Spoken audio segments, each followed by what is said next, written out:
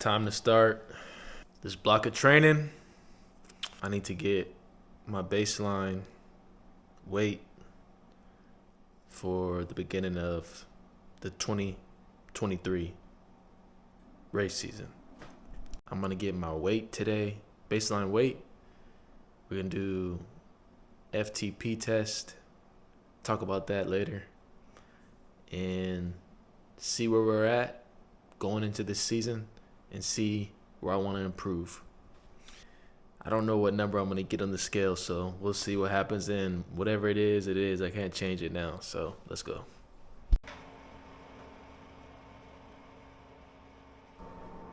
All right, y'all. I don't know if you can see that. This is where we're at. So we're at 163.8, which is fine, but we have the baseline measurement for my weight, 163.8, and then we'll see where my power ends up today after the FTP test. What are your guys' thoughts on the FTP test? I'm thinking I might do something different this season where TrainerRoad has the AI detection. Maybe I'll use that.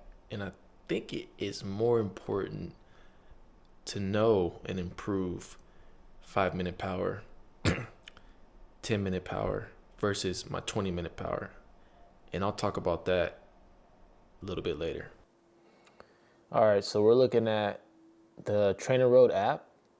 This is just some release notes saying that it's going to be updated. This is on the desktop. So you can access TrainerRoad through the app on your MacBook, or you can access it on the website. This is my current metrics. So my weight, 164, FTP 305. So we're going to go in and change my weight to 163. Kind of interesting that I was at 164 in May and now I'm at 163 in December. So I don't know if that's a good or a bad thing. We're going to check out what my AI FTP detection is from TrainerRoad, what they think my FTP is, and they're saying 293. I'm not going to accept that now because the whole point of the video, we want to see if it's accurate based on all the base training I've done. And I've loaded all of that into here, and this is where I'm currently at for my progression levels. Got my A target VOS road race win for Q1, and then Rosanna Ranch is going to be my other A race. So we want to go ahead and test this out, looking at my Oura data as well for my sleep ring. They're saying that I'm ready for today, 78%. This is good. And then my sleep, 77, which for me is about where I'm usually at. So now we just got to eat breakfast and then do the FTP test.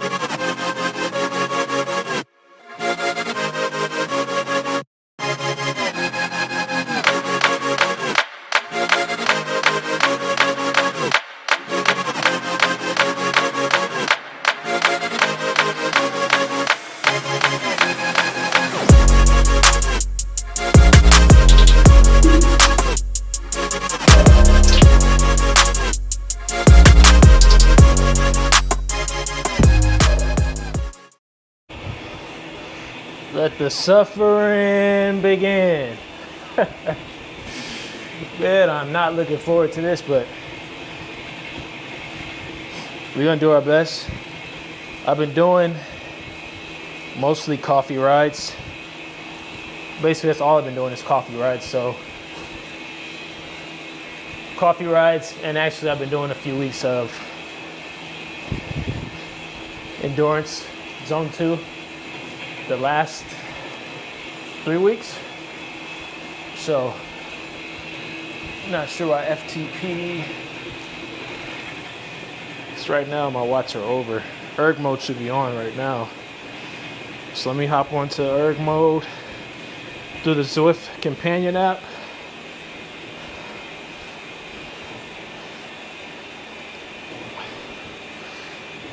Turn that on. Definitely want that for a ramp test.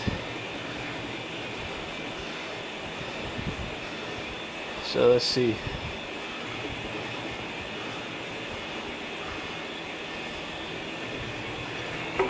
Turn it on the computer. Erg is off. Should be coming on. Just turned erg mode on. So let's go. There we go. We're live. We're good. Time for the suffering. So right now we're holding 120. I could do that, I think.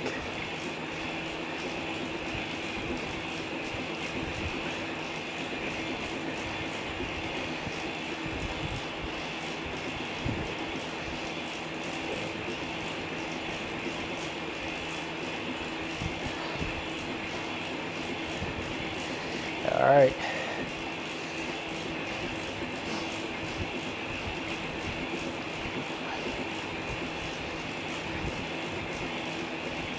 Let's see. I had to readjust my fan too. It was pointing towards the ceiling. I needed to hit me. So just kicked it up to 140. I try to focus on my cadence when doing these, especially when you get into the higher numbers, which is relative to you. High is relative. High watts are relative. So heart rate still decent area. So I'm gonna zone in on this test, and then I'll catch up with y'all on the debrief. Tell you how it went, how I think it went.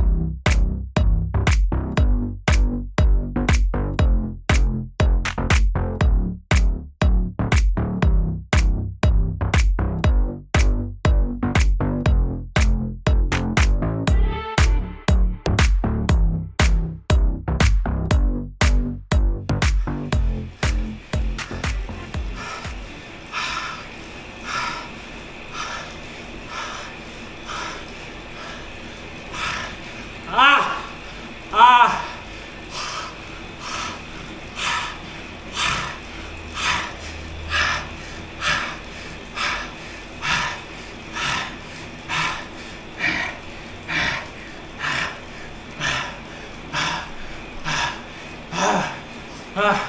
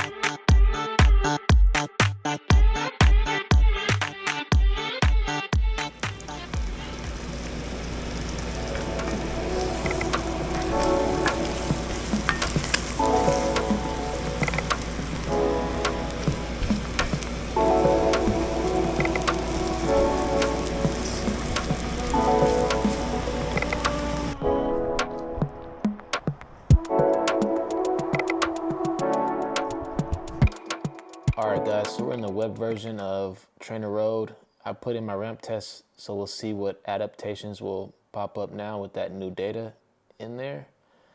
I don't see any right off the bat, so let's scroll down. They've changed one ride, an endurance ride, so we'll just accept that. And let's see if my FTP has updated. No. So we're gonna have to go in and manually update this in the account page, which is no big deal. It's just interesting that it doesn't change automatically with you effectively doing a ramp test, but the FTP doesn't update. So we'll do it manually. And I'm gonna go back in here and import the other ride that I did after the cooldown ride. And oh look, another adaptation. Let's see what they're saying. They're just gonna change it to endurance ride, so it stayed the same. So I'm gonna import the other ride, and then I'll give you guys a brief debrief on my ramp test.